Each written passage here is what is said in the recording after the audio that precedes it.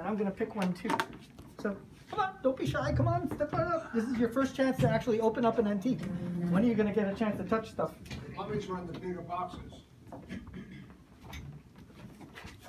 Yeah, the bigger boxes might be a mummy or a mummy part. Oh, so I'm Denny Daniel of the Museum of Interesting Things. We're doing the first box opening of the Spy versus Spy Secret Speakeasy. So everyone's opening up boxes. I'm going to open up the first one over here.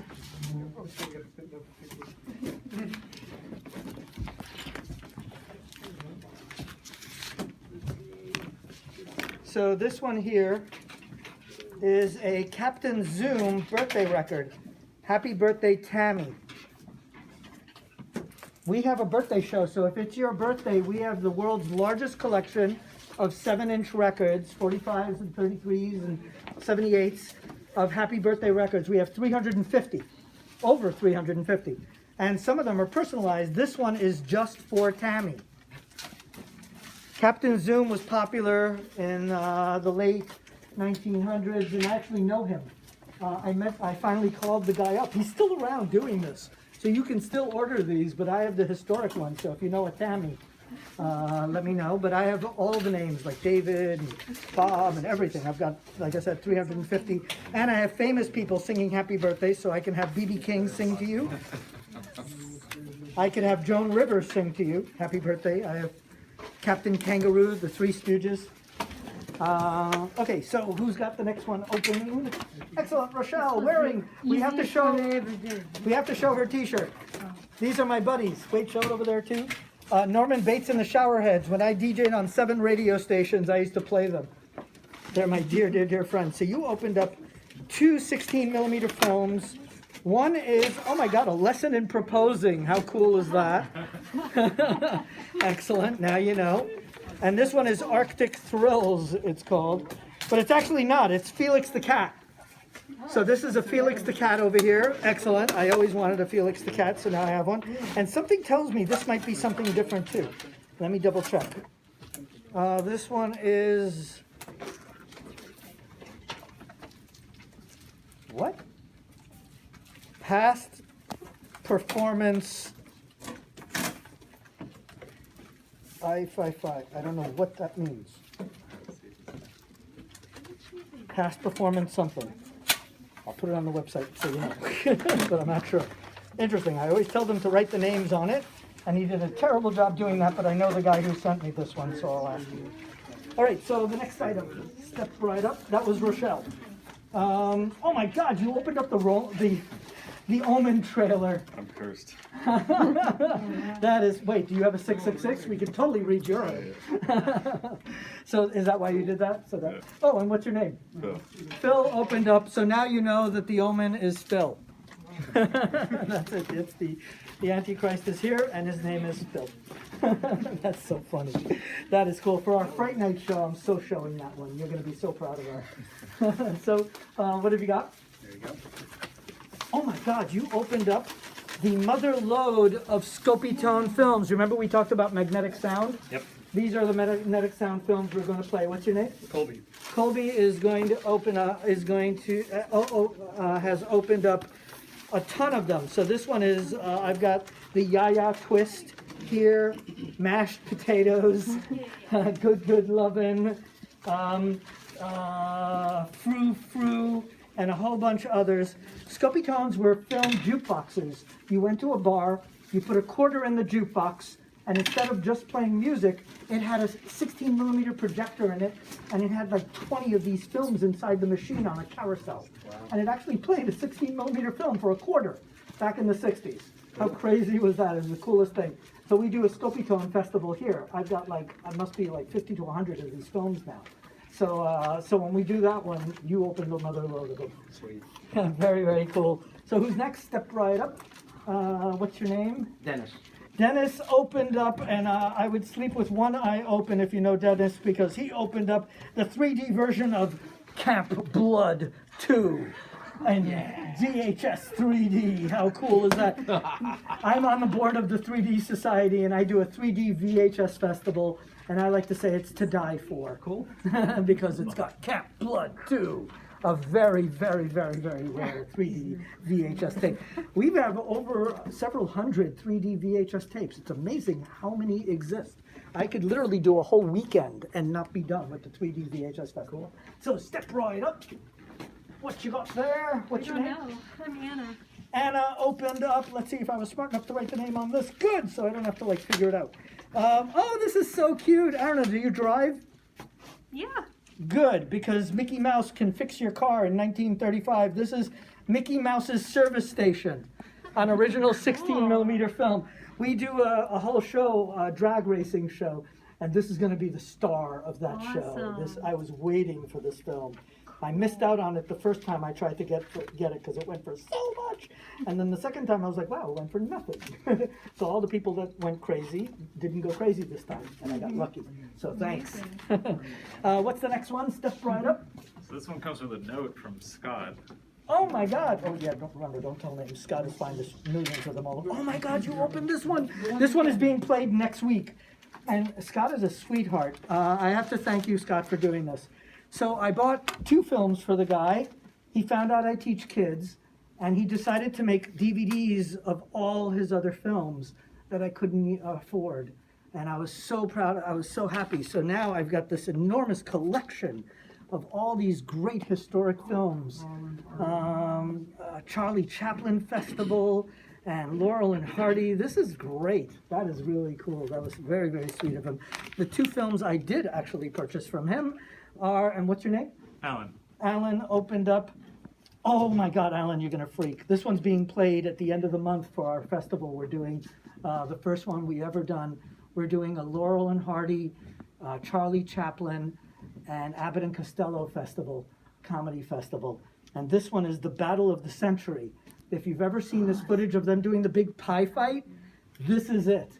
This was like one of those lost films that no one could find, no one knew what happened to, and then people have been finding pieces of it all through Europe. But this existed as a clip, and it was historic. So this is a huge pie fight. If you see it on YouTube, you'll be like, oh my God, it's an insane pie fight that like takes up the entire like neighborhood. Yeah, it's totally cool. So that's Battle of the Century, and then the other one I opened up, oh, it's a gift. This is another legendary film by a guy called Snub Pollard. Do you know that? Yeah, he was a huge star in the early 1900s. The magnet? Yes! So you saw the Bugs Bunny magnet thing? This is probably where Bugs Bunny got it from, because that scene is my flyer for the next Speakeasy. That's the flyer, because it's just too stupid not to use. Let me see if I can get you humans to see it without all these details that are personal details for stuff.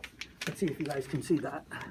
So it's this funny little vehicle he makes that's the first electric car. It's basically this funny look, it looks like a tiny little submarine. It just fits his body, and he uses a magnet, a giant magnet like Bugs Bunny had, the giant U magnet, and he basically will find a car and then go like this, and then follows the bus.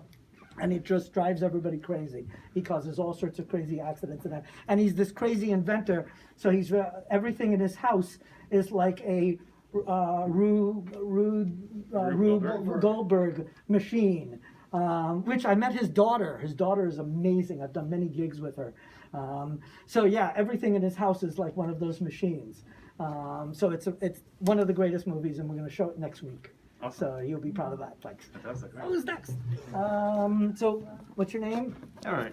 Eric opened up a very, very rare, amazing item that is my first of these.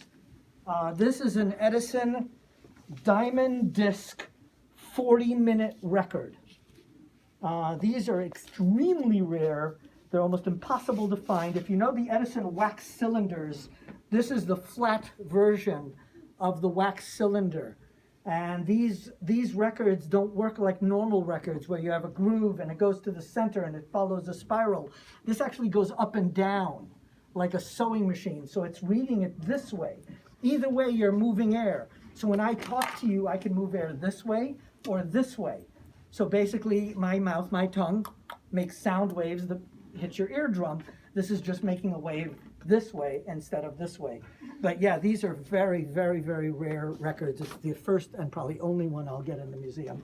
because it was hard to find and expensive. But yeah, Is 40-minute that record one is cut on serious. both sides? Is that What? cut on both sides or just one? There it is, both sides. Wow, that is rare. Yes, very rare. Going down. The patenting behind the both sides thing took a while for them to overcome. So originally records were one-sided and then later double-sided. So who's next? Oh, another one of the, Birthday, Nikki. yeah, another one of the Captain Zooms. This one is for Nikki. So now we have a Nikki record and a Tammy record.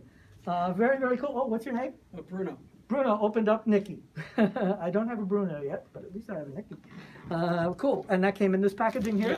Excellent. Good. So I'll keep that together. And then step right up. Who's next? Excellent. Step right up. What you got there? It's a real one. There was also a note. Uh-oh. Does it disintegrate? You know, we are doing a spy thing here. Could be Mission Impossible. Oh my God, this is so cool. He only wrote a WD on it, but I like memorized that he was going to do that so that I'd know when it arrives. This is Winky Dink. Ida, are you here? Yes, Ida, you know Winky Dink. Winky Dink is the first interactive television. This was in the 1950s originally, but it goes on until the late 1900s as well. I think this is a later version of it.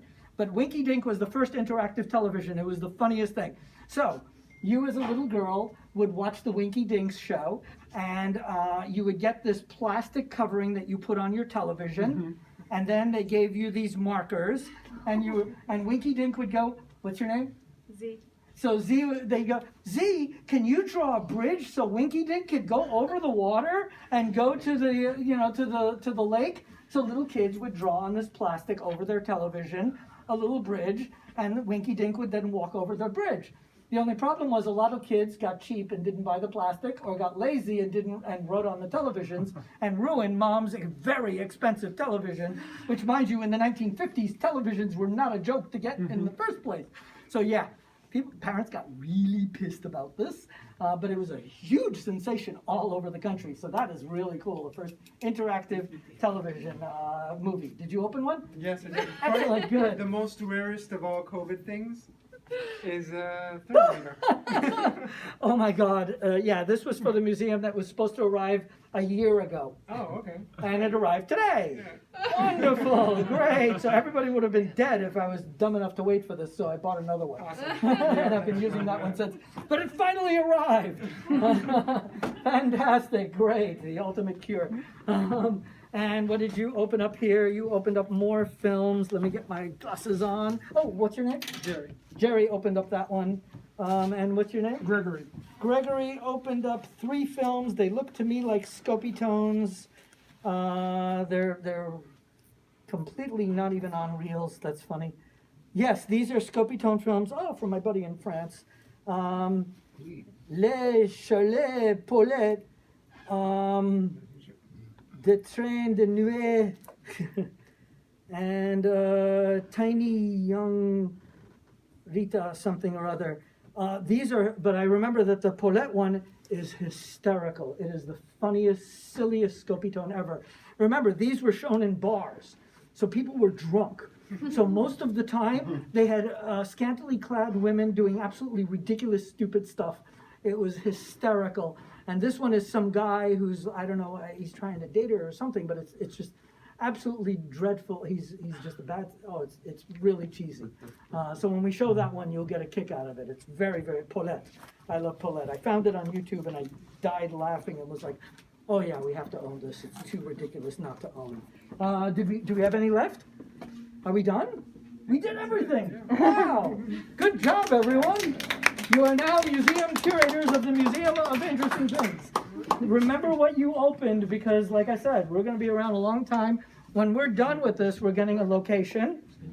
And I decided that when I'm gone, we're donating it to New York so that it lives forever, because that's the only way it'll live forever. If you donate it to the people will never give it up. It won't turn into condos. So that's what we're planning on doing, getting a location and donating it. So remember what you opened so that someday when you see it behind glass, you could be like, I touched it before Denny did.